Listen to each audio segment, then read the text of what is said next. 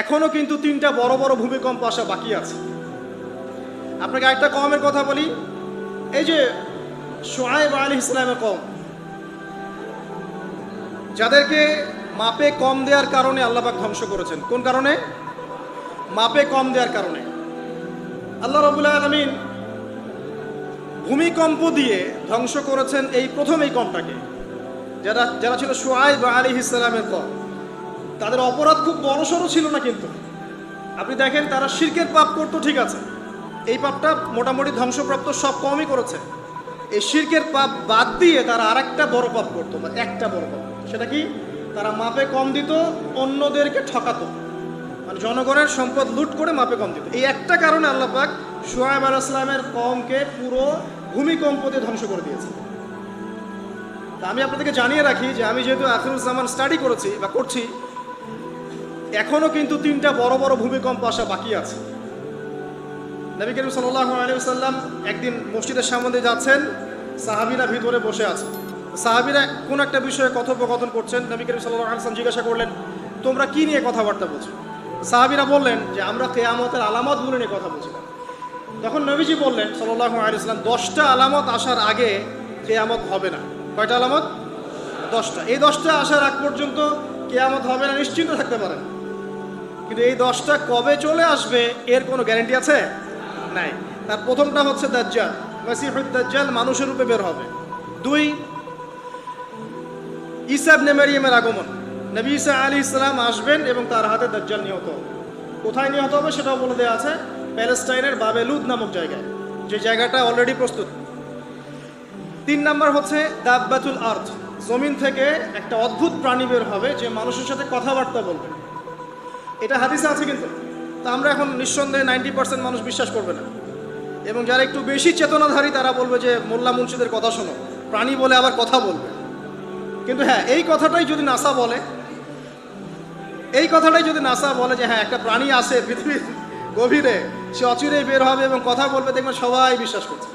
দেখেন চিন্তাগত শিরক। দেখেন যখন আমরা ওইসব মিডিয়া থেকে কোনো কথা আসে, আমরা নিশ্চিন্তে নির্দ্বিধায় বিশ্বাস করি। আল্লাহ পাক হাদিসে বলছেন, নবী হাদিসে বলছেন দাব্বাতুল আরদ বের হবে, মানুষের সাথে কথাবার্তা বলবে। মানুষ বিশ্বাস করতে চায় না। আর কি? ধোঁয়া। এই ধোঁয়ায় আকাশ ছেয়ে যাবে, ধোঁয়া দিয়ে আকাশ ছেয়ে যাবে। এবং এত বড় ধোঁয়া বিশ্ববাসী কখনো দেখে নাই। এখন অনেকে বলছেন, এখনকার আধুনিক স্কলার যারা, অনেক স্কলারের এটা মত, এটা কিন্তু হাদিসে নাই, তাদের মত হতে পারে যে একটা নিউক্লিয়ার এক্সপ্লোশন হবে। সারা ওয়ার্ল্ড তো এখন নিউক্লিয়ার যুদ্ধের সামনে দাঁড়িয়ে আছে, তখন হয়তো বা ধোঁয়ায় পুরো বিশ্ব ছেয়ে যেতে পারে। এটা তাদের মত। এটা হতেও পারে, নাও হতে পারে, হওয়ার সম্ভাবনা কিন্তু আছে, উড়িয়ে দেওয়া যাচ্ছে না। ঠিক আছে? 4টা। 5 কি? 5 হচ্ছে ইয়াজুজ আর মাজুজ। ইয়াজুজ আর মাজুজ এই প্রকৃতি বের হবে, এরা কিন্তু আদম সন্তান, এবং তারা পৃথিবীর পানি খেয়ে শেষ করে ফেলে দিবে, মহাসাগরের পানি খেয়ে শেষ করে ফেলে দিবে। তারপর এই যে 6, 7, 8, এই 3টা হচ্ছে 3টা বড় বড় ভূমিকম্প, যেটা বলতে গিয়ে আমি যে আসলাম। এই 3টা ভূমিকম্প এখনো আসা বাকি আছে। নবীজি বলেছেন একটা পৃথিবীর পূর্ব দিকে হবে। পূর্ব দিক কোন দিক? বাংলাদেশ, পাকিস্তান, মায়ানমার, আপনার শ্রীলঙ্কা, এই পুরো কন্টিনেন্ট পূর্ব দিক, পৃথিবীর পূর্ব দিক। কোন কান্ট্রি এটা তো বলা হয় না, পূর্ব দিক বলা হয়েছে। এবং এখানে ভূমিকম্প বলা হচ্ছে না, বলা হচ্ছে ভূমি ধসে যাবে, মানে পুরো ভূমিটা নিচে চলে যাবে। এখন যারা এগুলো নিয়ে গবেষণা করেন তারাও কিন্তু সেম কথাই বলছেন, খেয়াল করে দেখেন। তারা হয়তো বিজ্ঞান দিয়ে ব্যাখ্যা করছেন, কিন্তু হাদিসে কিন্তু এটা বলা আছে। আরেকটা হচ্ছে পৃথিবীর পশ্চিম দিকে। আর পশ্চিম দিকে কেন হবে জানেন? সমকামিতার কারণে, সুদের কারণে, জেনার কারণে, পর্নোগ্রাফির কারণে, এবং সারা বিশ্বকে তারা যে জুলুমটা করছে, এই জুলুমের প্রতিফল হিসেবে আল্লাহ পাক ঘোষিত করবে। এর কোনো অস্তিত্বই থাকবে না। এখন মনে হচ্ছে না যে পুরো সারা ওয়ার্ল্ডকে রুল করছে, অস্তিত্বই থাকবে, ভূমিধস। আরেকটা হচ্ছে পৃথিবীর মাঝখানে কারা আছে বলেন? মাঝখানে আমাদের আমিরুল মুমিনিনরা আছে এখন, নাকি? যারা গান বাজনাকে উন্মুক্ত করে দিচ্ছে, যারা পর্দা শিথিলতা নিয়ে আসছে, এরা আছে, আমিরুল মুমিনিনরা আছে। তো সেখানেও একটা ফিতনা অপেক্ষা করতে থাকেন। তো এই কথাটা বলতে গিয়ে আমি এখানে এসেছি। পৃথিবীতে কিন্তু এখনো 3টা বড় বড় ভূমিকম্প বাকি আছে। আর সর্বশেষ আলামত হচ্ছে ইয়েমেন থেকে একটা আগুন বের হবে, বিশাল আগুন। এই আগুনটা মানব জাতিকে হাসরের মাঠের দিকে তাড়িয়ে নিয়ে যাবে। এই 10টা আলামত না আসা পর্যন্ত কিয়ামত হবে না। অতএব আপনি এখন রিল্যাক্সে নাকে তেল দিয়ে ঘুমান নাকি ভাই? এই 10টা আলামত না আসা পর্যন্ত কিয়ামত হচ্ছে না। তবে এই 10টা আলামত আসার পটভূমি কিন্তু তৈরি হয়ে যাচ্ছে, এটা আমাদের খেয়াল করতে হবে। আচ্ছা আসেন, এই যে শুআয়ব আলাইহিস সালামের কওমকে যে ভূমিকম্প দিয়ে ধ্বংস করা হলো, এই ভূমিকম্প কখন আসে? আল্লাহ পাক বলছেন তার রাসূলের মাধ্যমে, যখন সমাজের মধ্যে পাপ বেড়ে যাবে, অশ্লীলতা বেড়ে যাবে, মানুষ মাদককে হালাল মনে করা শুরু করবে, জিনাকে হালাল মনে করা শুরু করবে, এবং এই যে বেপরদামি বেড়ে যাবে, তখন সমাজের মধ্যে ভূমিকম্প দেখা দিবে, ভূমিধস দেখা দিবে। গান বাজনা বাদ্যযন্ত্রকে মানুষ হালাল মনে করা শুরু করবে, তখন এগুলো আসবে। তো এগুলো কি আসার বাকি আছে? এখন কি মনে হচ্ছে? আল্লাহ পাক আমাদেরকে হেফাজত করুন, আমিন। বাঁচার উপায় কি? ওই যে বললাম, রব্বানা বলেন, আতিনা মিন লাদুনকা রাহমা ওয়া হাইয়্ লানা মিন আমরিনা রাশাদা। এভাবেই ইতিহাস নিজেকে পুনরাবৃত্তি ঘটিয়েছে। কওমে লূত, মনে আছে? লূত আলাইহিস সালামের কওম, ইব্রাহিম আলাইহিস সালামের ভাতিজা ছিলেন লূত আলাইহিস সালাম। তাকে আল্লাহ পাক একটা কওমকে দাওয়াত দেওয়ার জন্য পাঠালেন, যেই কওম এমন পাপ করছে যেই পাপ ইতিহাসে কেউ কখনো করে নাই। ওই কওমের আগ পর্যন্ত পৃথিবীতে কেউই এই পাপটা কখনো করে নাই। কি পাপ? কে বলতে পারবেন? সমকামিতা। কি পাপ? সমকামিতা। এখন তো অ্যাভেলেবল দেখছি আমরা, এখন আমরা অ্যাভেলেবল দেখছি না, ছেলে ছেলে বিয়ে করছে, মেয়ে মেয়ে বিয়ে করছে। এবং বড় বড় কান্ট্রিজ যেগুলো আছে, আপনার আমেরিকা, ব্রিটেন, অস্ট্রেলিয়া, কানাডা, সব জায়গায় এগুলো হালাল, এগুলো হালাল। স্বাধীনতা, বাক স্বাধীনতা। আর আপনি চাইলে একটা মেয়েকেও বিয়ে করতে পারেন, ছেলেকেও করতে পারেন। আবার কোরআনে বলেছে ছেলে ছেলে সমকামীর কথা, কিন্তু এই যুগে এসে আমরা দেখছি মেয়ে মেয়েও সমকামী। সুবহানাল্লাহ। এবং এটা আমাদের দেশে ছড়িয়ে পড়ছে, এটা কিন্তু অ্যালার্মিং একটা বিষয়। আমরা সবাই বাইরে ভালো মানুষের মুখোশ ধরে আছি ঠিকই, কিন্তু ভিতরে ভিতরে সমাজ এগুলো চলছে, এটাকে ডিফেন্ড করতে না পারি, তাহলে কিন্তু সমস্যা। আগামীতে দেখা যাবে যে আমাদের পরিবারের মধ্যে এগুলো ঢুকে যাচ্ছে, নাউযুবিল্লাহ। একটা জরিপ বলছে যে 20 থেকে 30 জন মানুষের মধ্যে একজন মনে করে যে সমকামিতা ভালো জিনিস বা এটা একটা স্বাধীনতা। আপনি কেমব্রিজ অক্সফোর্ডের ডিকশনারি ঘাটলে দেখবেন, সেখানে আগে বলা হতো যে এটা একটা মানসিক রোগ। আপনি 10 বছর আগের ডাটা দেখেন আর 10 বছর পরের ডাটা দেখেন, এখন আপনাকে বলা হবে এটা একটা বাক স্বাধীনতা। আগে বলা হতো মানসিক রোগ। তো এই কওম ছিল কওমে লূত। আল্লাহ পাক এদেরকে এমনভাবে ধ্বংস করেছেন যেভাবে পৃথিবীতে কোনো কওমকে আল্লাহ পাক ধ্বংস করেন, কাউকে না। কিভাবে? আল্লাহ পাক 2 জন ফেরেশতা পাঠিয়েছিলেন, জিবরাইল আলাইহিস সালাম এবং মিকাইল আলাইহিস সালাম। তাদেরকে সুন্দর যুবকের আকৃতিতে পাঠিয়েছেন, সুন্দর সুন্দর যুবক। সুবহানাল্লাহ। এগুলো বলতে খারাপ লাগে যে এখন ছোট ছোট বালকদেরকেও দেখি বলাৎকার করা হচ্ছে না? নিউজগুলো পান না? আর আমরা এটা জঘন্য প্রতিবাদ করছি। আসলে কোনো কোনো ক্ষেত্রে দেখা যায় যে ইসলামী কিছু প্রতিষ্ঠানের মধ্যে এই রোগ ঢুকে গেছে। তো এটা কিভাবে হলো, আসলে কিভাবে হয়েছে আমি আপনাকে বলছি। দেখেন, আমি আপনাকে মূল জায়গাটাতে বলছি। এই যে মানসিক বিকৃতি, অসুস্থতাটা হয়েছে অনলি পর্নোগ্রাফির কারণে, অনলি পর্নোগ্রাফি। কারণ পর্নোগ্রাফি দেখতে দেখতে সবাই বাসায় এগুলো ইন্টারনেটে, আপনার ফোনে সবাই যখন দেখতে অভ্যস্ত হয়ে গেছে, তখন ইন্টারনালি আমরা সবাই পশু হয়ে গেছে। এখন সামনে যেই থাকে, একটা ছোট বাচ্চা থাক, ছোট মেয়ে থাকে, 5 বছরের মেয়েকে দেখলাম রেপ করে ফেলছে। 5 বছরের মেয়ে, 5 বছরের মেয়ে রেপ হয়েছে কোথায়? বলতে চাচ্ছি না, কারণ এগুলো বললে তো নিজেদের দোষ প্রকাশ করা হয়। কিন্তু মানুষ ধর্ষকের কোনো ধর্ম নাই।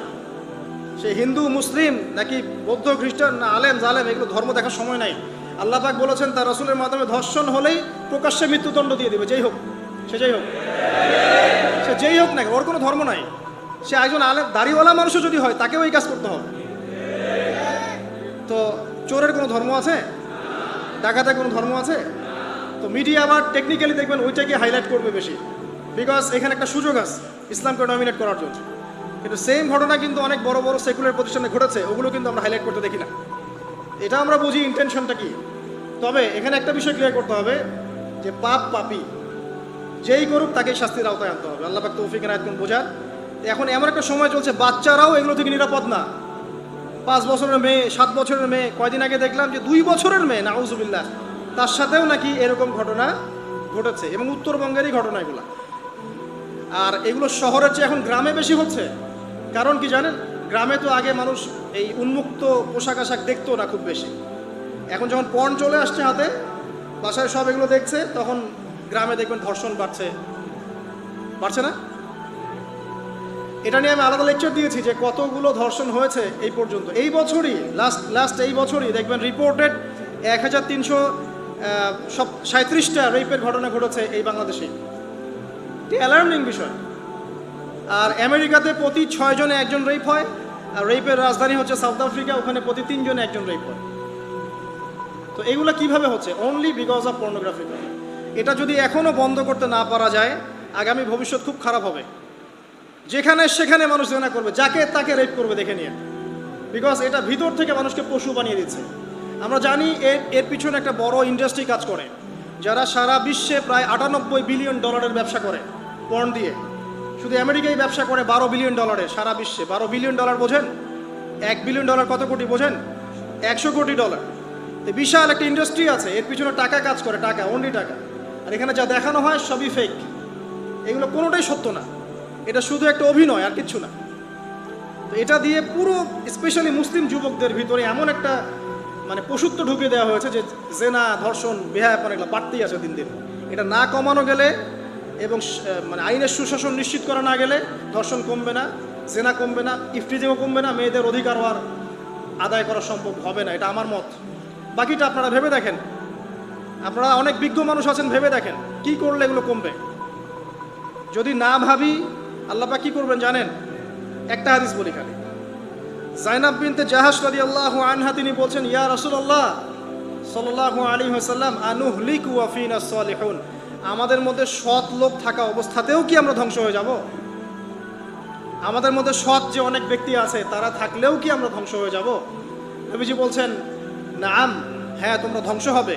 ইযা কাসরাতুল খাবাস, যখন নোংরামি, অশ্লীলতা, বেহায়াপনা বাড়তে থাকবে, আলেম জালেম সব ধ্বংস হয়ে যাবে।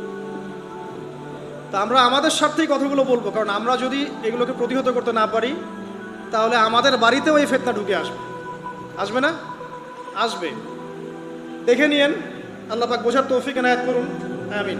তো কওমে লূতকে আল্লাহ পাক কি করেছেন? সুন্দর বালকের রূপে এই জিবরাইল আর মিকাইল আলাইহিস সালামকে পাঠিয়েছেন। এখন লূতের লোকরা বলছে যে তোমার ঘরে যে মেহমান দুজন এসেছে ওদেরকে আমাদেরকে দাও। নাউজুবিল্লাহ, বুঝতে পারেন নাই? তোমার ঘরে যে দুজন মেহমান এসেছে, ওই দুজন মেহমানকে নিতে এসেছে। লূত আলাইহিস সালাম বলছেন যে আমার হাউলাই বানাতিন কুনতুম ফাইলিন, তোমার যদি বিয়ে করার ইচ্ছা থাকে, আমার মেয়েরা আছে, তাদেরকে বিয়ে করা প্রয়োজনে। একজন নবী তার মেয়েকে বিয়ে দিতে যাচ্ছেন, তাও তোমরা এই পথে যেও না।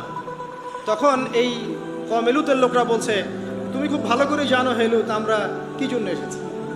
তখন তিনি বলছেন, আলাইসা মিনকুম রাজুলুন রশীদ, তোমাদের মধ্যে কি একজনও ভালো মানুষ নাই? এরপরে আল্লাহর আযাব আসলো। লূত আলাইহিস সালাম এবং তার স্ত্রী চলে যাচ্ছেন। তার স্ত্রী কিন্তু আবার ঈমানদার ছিলেন না, সে পিছনে ফিরে বারবার দেখছে। নূহ আলাইহিস সালামের স্ত্রী যেমন ঈমানদার ছিলেন না, লূত আলাইহিস সালামের স্ত্রীও তেমনি ঈমানদার ছিলেন না। নবীর স্ত্রী হওয়া সত্ত্বেও তারা কিন্তু জাহান্নামে যাবে, নাউজুবিল্লাহ। তো এই লূতকে ধ্বংস করলেন আল্লাহ পাক। কওমে লূতকে এভাবে ফেরেশতার পাখা দিয়ে ওই পুরো জায়গাটাকে উঠিয়ে নিয়ে মাটিতে আবার ধসিয়ে দেওয়া হয়েছে। এই জায়গাটা এখন নিদর্শন হয়ে আছে। জর্ডানের পাশে দেখবেন যে ডেড সি, একটা মৃত সাগর আছে না, ওইটা ছিল সেই জায়গা। এখানে সাদুম গোত্র থাকতো, সাদুম, এই কওমের নাম ছিল সাদুম। এরা সমকামী ছিল। এখন আপনার জন্য আমার নসিহত হচ্ছে, নবী সাল্লাল্লাহু আলাইহি ওয়াসাল্লাম বলেছেন, আমি শেষ জামানায় আমার উম্মতের উপর কিছু বিষয় ভয় করি যে এগুলো আমার উম্মতের মধ্যে ঢুকে যাবে, আমি আশঙ্কা করে ঢুকে যাবে। কি বিষয়? 1 নাম্বার, যে আমি আশঙ্কা করি যে আমার উম্মতের মধ্যে মূর্তি পূজা ঢুকে যাবে, মুসলিম কিন্তু স্ট্যাচু ওয়ার্শিপ করবে। 2, আমি আশঙ্কা করি আমার উম্মতের মধ্যে রিয়া ঢুকে যাবে। রিয়াটা কি? লোক দেখানো আমল। রিয়া কি? লোক দেখানো আমল। আমি আশঙ্কা করি যে আমার উম্মতের মধ্যে সমকামিতা ছড়িয়ে পড়ে নাই? এগুলো নবী সাল্লাল্লাহু আলাইহি ওয়াসাল্লাম আশঙ্কা ছিল। দেখেন সবগুলো এখন বাস্তব হয়ে গেছে। আল্লাহ রাব্বুল আলামিন এই সমকামিতার পাপ থেকে আমাদেরকে হেফাজত করুন, আমিন। এভাবেই ইতিহাস রিপিট হয়েছে। আল্লাহ পাক এদেরকেও ধ্বংস করেছেন। এর আগে আল্লাহ পাক নূহ আলাইহিস সালামের কওমকেও ধ্বংস করেছেন। কি কারণে? তারা লাত, এই যে ইয়াগুস, ইয়াউক, নাসর এরকম কিছু স্ট্যাচু ওয়ার্শিপ করত। এক পর্যায়ে আল্লাহ রাব্বুল আলামিন 950 বছর দাওয়াত দিয়েছেন নূহ আলাইহিস সালাম তার কওমকে। 950 বছর দাওয়াত দেওয়ার পরেও তার কওম যখন আল্লাহর আনুগত্য করলো না, আল্লাহ রাব্বুল আলামিন মহাপ্লাবন দিয়ে তাদেরকে ধ্বংস করে